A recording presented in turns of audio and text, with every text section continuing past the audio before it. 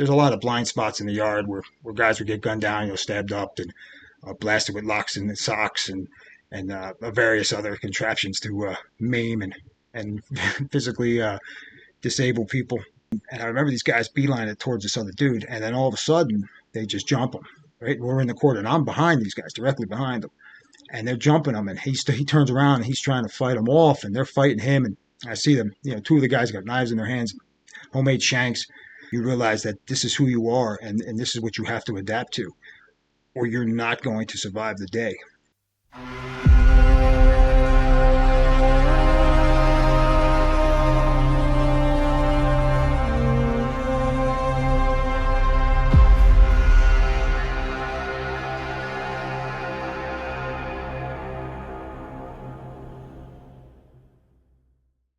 Greetings and salutations. I'm Victor DeSordi, and welcome to my channel, 28 to Persevere. Are you willing to outmonster the monster or be slowly devoured over time?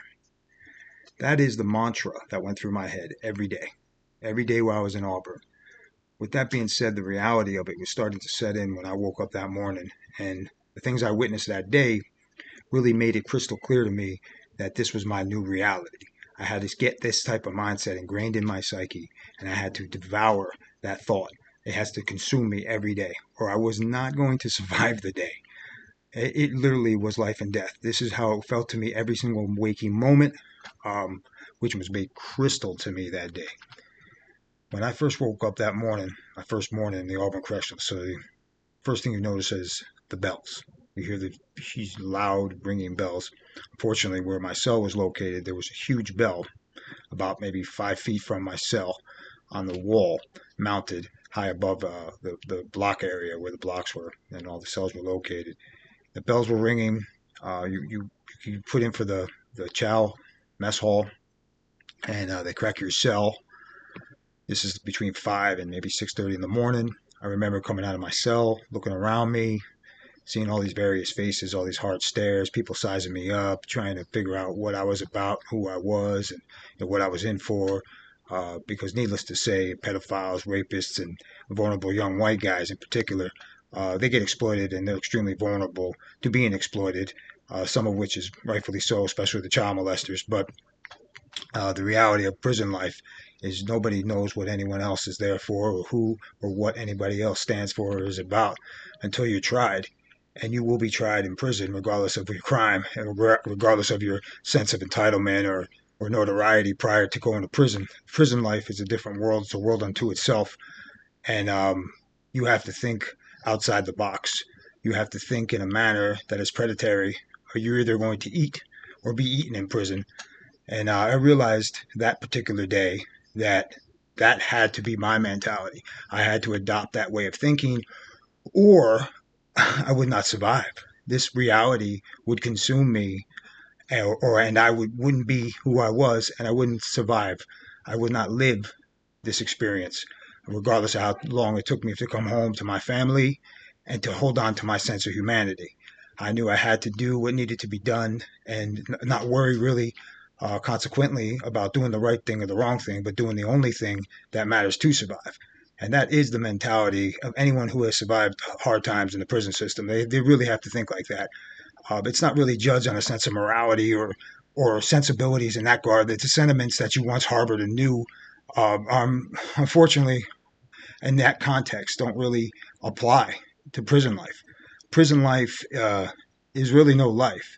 It is just a primitive form of survival where you either be eaten or eat. And I decided on that particular day that I was not going to be eaten.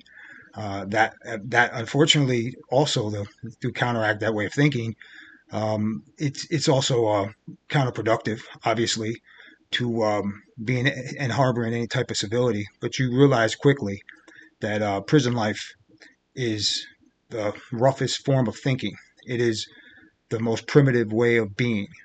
And I remember coming out of my cell that morning, hearing the bells ringing and everybody screaming, because one thing in prison, you hear bells all the time, especially Auburn.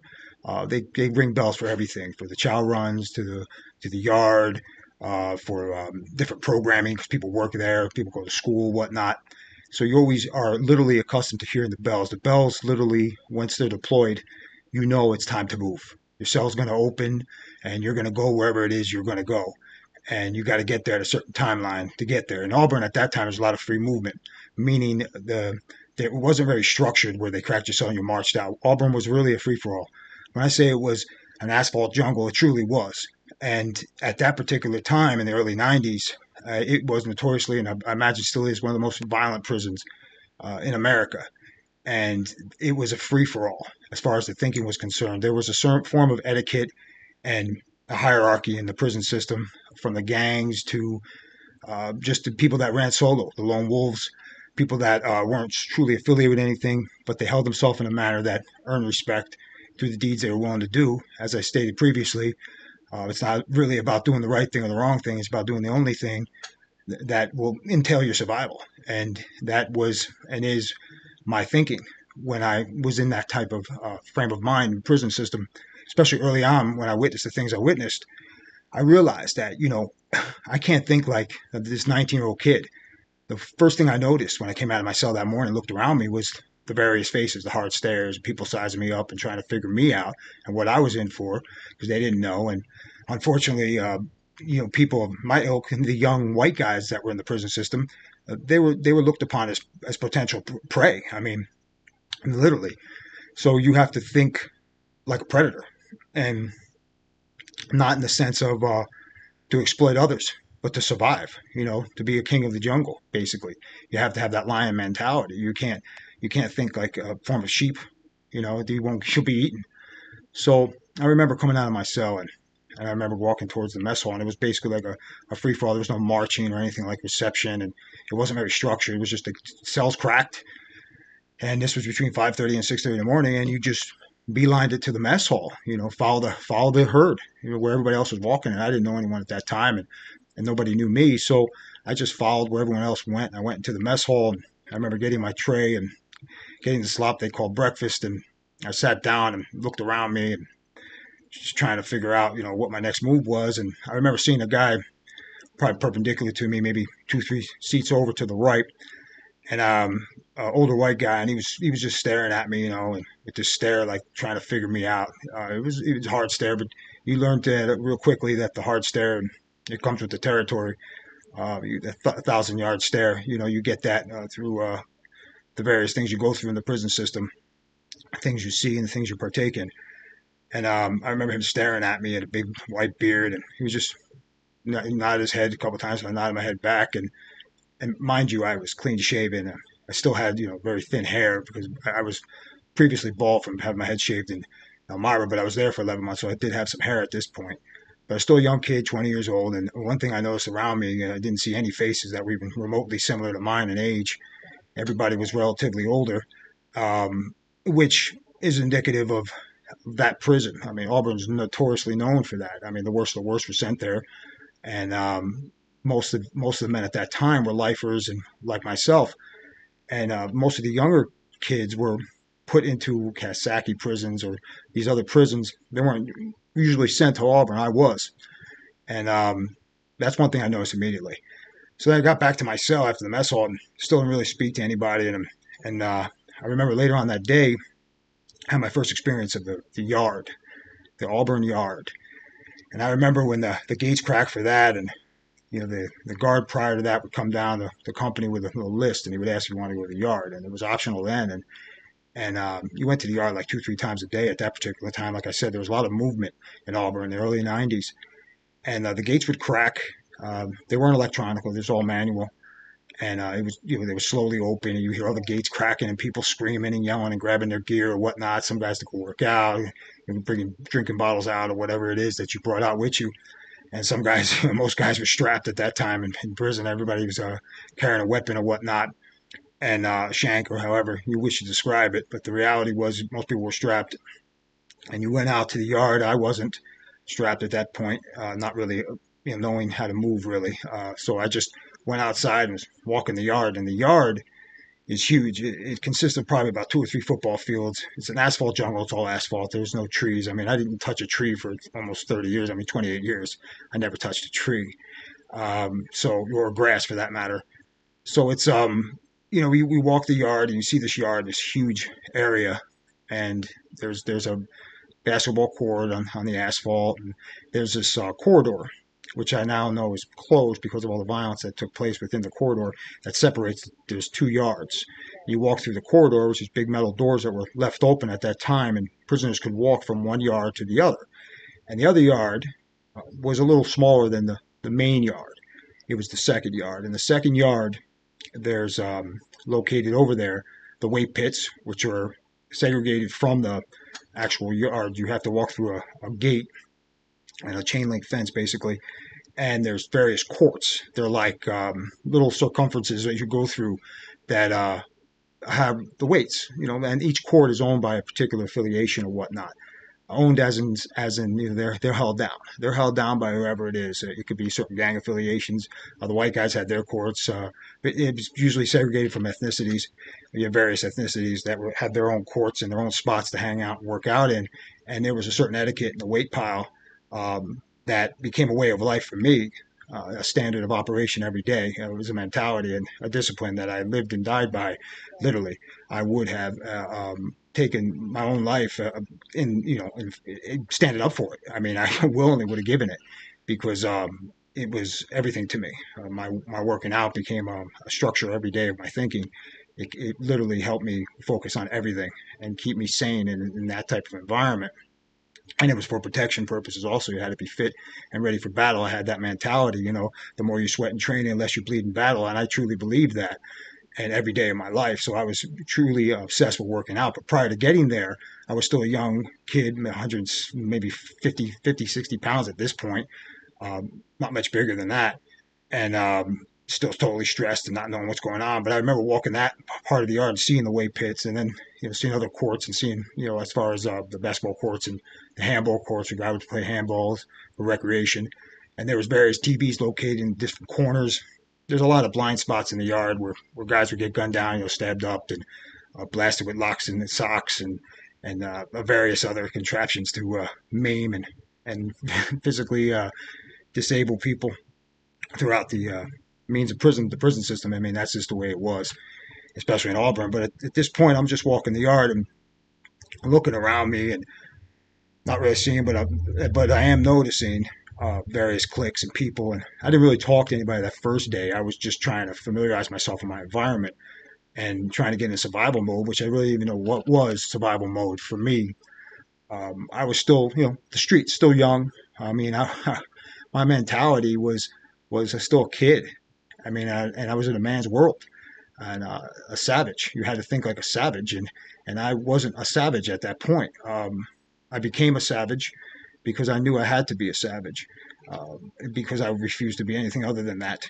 But I still held on to my humanity, which was a task, as I previously stated, every day. So, it was incredible that first day, just looking around me, walking around the yard and seeing various people all in groups. There's people looking at everybody, and then you had people under the TV watching the TVs, and you had the sports TV, and you had the movie TV, and you had TV where just videos and different programs were spent. So, you had certain gangs that ran those TVs, and you had certain areas where the phones were. And the phones back in those days were outside, and they were mounted to the wall outside. And each phone was designated towards a certain gang or affiliation of some kind. These people held these phones down. And you literally just walk up and pick up the phone. Somebody's gonna check you and be like, "Yo, what's up?" And and open you up if you're not on the wrong phone. And that's how you live there. And I didn't really know how that worked, and I didn't know how to get on the courts or who to speak to or not to speak to, and I didn't know my role at that point. I didn't know anyone, and I was really trying to figure out, okay, like who runs this and who runs that. And then you had the sitting courts, which were basically tables all throughout the yards, both sides. And they're usually near the walls, and they're little areas marked off basically with tables. And these tables are also run by certain groups of people. And each person had these courts. That's what they were also called, these courts. And in Auburn, you would most likely get yourself on a court, because strength is in numbers in prison. Though you have lone wolves to stand on their own and are quite fearless and formidable. So those men were respected also. But you have a lot of groups and a lot of gang affiliations, and you had the various courts where people would sit. You didn't necessarily have to be affiliated with a gang or whatnot to be on these courts. It's just a level of being invited on one and being accepted. And at that time, I'm walking the yard, and like I said, nobody knew me, and I didn't know anyone, so I carried my paperwork with me. My paperwork consisted of my charges, so that when I was approached, which inevitably I was, to find out what I was in for, you guys would literally come up to you and be like, yo, especially being a young looking white guy, other white men would come up to me and be like, yo, what's up, man? Like, I remember this young guy came up to me, and he was older than me, obviously, but probably in his 20s, like mid 20s. And he was just like, yo, man, you're out of place here. What the hell are you doing here? And I remember behind him, I remember seeing the guy from the mess hall, this guy with the long beard, the white guy that was kind of staring at me kind of hard, and he was looking at me, and he was just behind the other guy, and the other guy was talking. He just wanted to know, like, yo, what's your name, man? Where you from? He always ask you where you're from, and and this dude's like, yo, what's up? Like, what are you here for? Like, what's up? And in his mind, automatically, you're young and looking like you're maybe in for rape, or you're a sex offender of some kind. Unfortunately, you start to think that everybody is either a rapist, a rat, or whatnot, because the vast majority of people in the prison system are the predatory type. Not so much sex offenders, but just predatory in general. So you have to automatically assume the worst in people, and you hope for the best, but you expect the worst. And if you don't, otherwise, you're going to become their next meal. So I remember I would pull out my paperwork and I would show these people. I'd be like, "Yo, listen, I'm this is what I'm here for, and whatever." And I got 20 to life. My name's Victoria, blah blah blah. And I remember the younger guy that I was talking to, and I remember he had these radiant blue eyes and blonde hair, and he looked back at the other guy, the bearded guy, and he's nodded his head or whatever. So the guy came up and introduced himself, bearded guy. And come to find out, he was a captain of the Hells Angels, a chapter in upstate New York.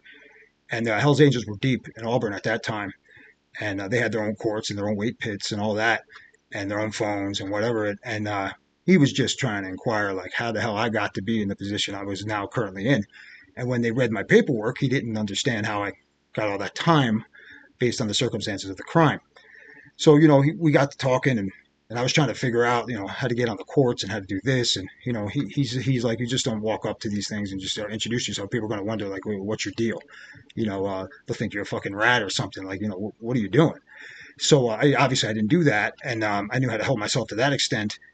But this guy was basically showing me the ropes that day, just walking me around and showing me what's this and that. And, I never forget that. It was instructive to me on so many levels. And years later, there's a lot of younger white guys that I saw come through the system, and I would put under the wing. Years later, I realized that the value in that instruction. At the moment, I was just trying to figure things out, and just grateful this dude wasn't trying to try me right there. I was very defiant now, and my anger was building at this point. So he saw that I had that fire inside me because of the frustration level that's reaching a boiling point. I was barely in touch with my family at this point. I would write letters here and there, and I really didn't have a visit. Obviously, that first week in Auburn, and I didn't see them too often while I was in reception. So I was losing touch with that formal intimacy that you have with your family and that form of empathy.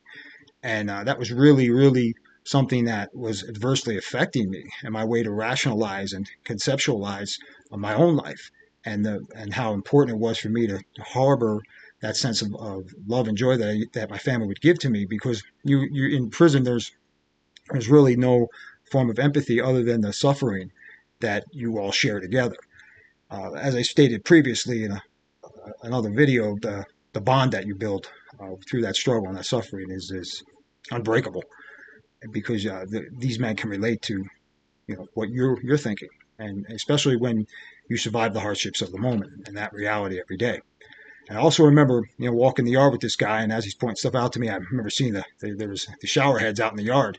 At this time in Auburn, they had this like little shower area, and it was literally in the corner outside. And, I'm looking at this. I was like, well, what is this? And, this is where you shower or whatever. And he kept telling me, listen, just be on point, man. You go in there, have somebody watch your back. Even if you don't know anybody, just, get next to a white dude or somebody that you see physically, dudes are giving them some space, got some respect. He said, because there's a lot of booty bandits in Auburn, guys that rape, young, vulnerable men, or young looking white guys like myself. And that sure as hell wasn't going to happen to me. And my mentality was, all right. So he's like, listen, and at that time in Auburn, you had to shower naked. I say that because in prison, everybody wears their boxers when they hit the shower heads because they don't want to advertise. Just like when you see the guys walking around with their pants hanging off their ass and they're showing underwear. In prison, that's an invitation. That's an invitation for the booty bandits. Now it's form of like trend. It's something cool. But in prison, you do that. You're telling the booty bandits that you're an option. Obviously, I have my pants pulled up pretty high. And I remember this guy telling me, when you hit the shower, just play the wall, put your back to the wall, because if guys are eyeing you, they're going to attack, and they're going to attack in groups. So that's what they do. They attack in groups, and they'll hold you down, and they'll gang rape you. And the guards won't really give a fuck. They won't try to intervene, and nobody's going to back you up and try to defend your honor if you have none yourself to defend yourself. So you have to be on point. And he told me that, and I didn't hit the showers at this point. I just got there, so I was just like trying to say, okay. But he's like, when you hit the showers, do that. And they also had another shower house that you went to. You had to walk up long flights of stairs that were in the one of the blocks that was also completely. There was a blind spot. I mean, there was a hallway you walked through in the corridor. Various guys got stabbed there. Dudes were raped. It was horrific, and you really had to be on point going through this corridor. And later on down the road, I witnessed a lot of horrific shit that went down in that corridor, and then also in the shower house where a lot of guys would be assaulted and stabbed and whatnot and raped and accordingly. But I remember that. I remember that instruction well. And as I said, you take this in, and it becomes a daily grind, a sense of understanding with your mind, your mantra. You realize that this is who you are, and this is what you have to adapt to, or you're not going to survive the day. And that is a true reality, and it's made crystal every moment. And the moment you think you do figure it out, you're going to be thrown into a loophole that this isn't what you thought it was. It's worse. But I remember that. I remember him telling me that, and I remember walking the yard. Then he veered off, and he's like, "Yo, I'll be in touch. I'll be, we'll touch base and we'll kick it later." And it was that was really my first interaction with anyone at that point. But it was very instructive, and to this day I can vividly recall him and that instruction. And he eventually became somebody that introduced me to various people. He brought me on the Hell's Angel court. I spoke to a lot of the older guys, and some guys I became pretty cool with throughout the years that stayed there for many years with me. And I wasn't ever really on their court per se, but I was always invited there. And they liked my style as a kid, and I was kind of wild, and I was willing to do things that for my survival that would show a sense of fearlessness that they respected. But in the same token, you're still a vulnerable kid.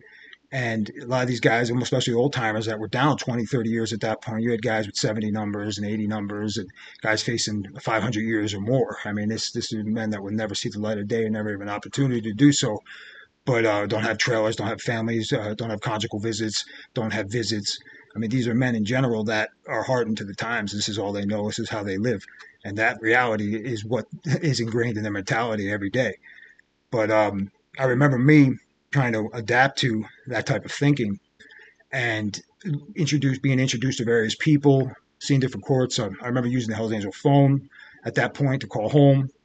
And, I always have the utmost respect for those guys because they saw that, I was a young, vulnerable kid in a sense. And my thinking was kind of wild to the fact that, I was showing that formal of thinking like, okay, I'm willing to die here.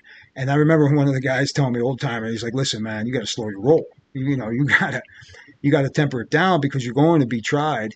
And, you walk around like you think you're a tough Tony, you're going to get your head blown off.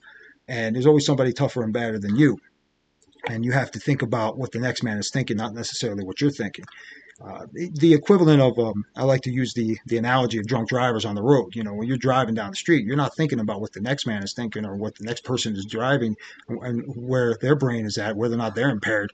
You're just thinking about getting to your destination. And in prison, you have to maneuver around the yard just like a drunk. You have to be aware of the drunk drivers on the road. And I always used to tell everybody, you know, be aware of the drunk drivers, man, or stay away from the sharks in the water, because that's what it was like. And you have to, bob and weave and navigate in a certain fashion, hold yourself in a certain manner. You have to have that veneer of toughness, true, but you also have to have that inner confidence and be humble in the reality that nobody's indestructible. Though when you're young, you think you are, but you have to also realize that there's a lot of men that just don't give a damn.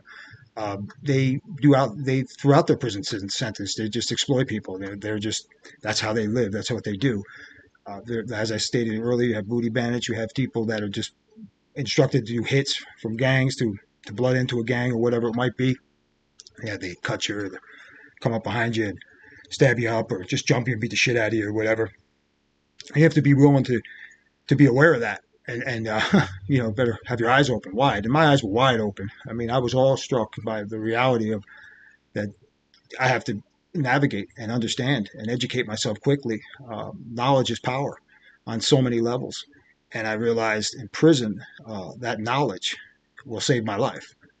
And if I think otherwise, there's no room for ignorance or a sense of know-it-all mentality, because I, far from knowing anything at this point, I was just trying to figure out who not to talk to and who to talk to and how to get to certain situations and do certain things, especially the yards. The yards, as I said previously, you go 3-4 times a day at that time, and they're fucking huge.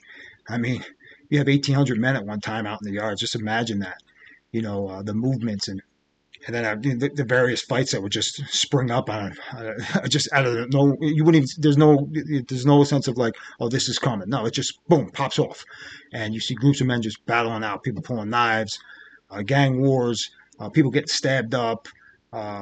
People, it was just constant, man. It was just the yards were fucking buck wild, and I remember that first week just navigating it and looking around, and I slowly started to start to talk to certain people, mainly white guys, because as I said previously, prison extremely segregated. There's a lot of black men and Spanish brothers that I have, that I call them brothers because as the years went on, I got really close to, and to this day I'm still in touch with, and those type of relationships grow over time with respect and mutual understanding. And a lot of people are hesitant to breach that gap and build a bridge, and I wasn't. But before I got there, I understood the segregated mentality, and it was survival of the fittest. And you have to think like that and understand where you stood. Because if you think you stand alone in prison by yourself when you first got there, you won't be standing for too long. So I realized that that first week, as I'm navigating the yard and seeing the things that I saw, I thought to myself, okay, how do I get on the weight pit? So I wanted to get myself on these weight pits, and so I'm walking around, and I knew there was a court that was basically near the gate. It was court 16, and there was all white guys in it, but there weren't really gang affiliated. It was all different types of white dudes, different ethnicities. And I remember I wanted to get there, so I was walking towards a corridor that led from the big yard to the smaller yard, stated previously. And as I was approaching it, I remember there was a guy about maybe 2-3 feet from me walking towards the same location. And as he's crossing towards the corridor, I remember these 3 other men quickly moving towards him from his back. And I'm just walking, I'm not completely oblivious to what's going on. I'm fully conscious of and aware of where I was at.